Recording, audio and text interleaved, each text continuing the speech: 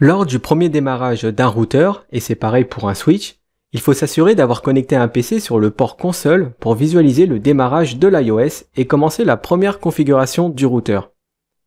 Lorsqu'un routeur démarre, il effectue toute une série de tests connus sous le nom de POST. Ça permet de vérifier le bon fonctionnement du processeur, de la mémoire et de ses interfaces. Si tout est OK, le routeur chargera l'image iOS. Et une fois que l'image est montée, il va rechercher le fichier de configuration de démarrage dans sa NVRAM. Si le routeur ne la trouve pas, il lancera un petit outil qui permettra d'apporter une configuration minimale. Pour ignorer cette boîte de dialogue et configurer manuellement le routeur, il suffit de répondre No à la première question et de valider. Et après avoir rentré No, ou bien si le routeur trouve directement sa startup config, alors l'invite de commande en mode utilisateur apparaîtra.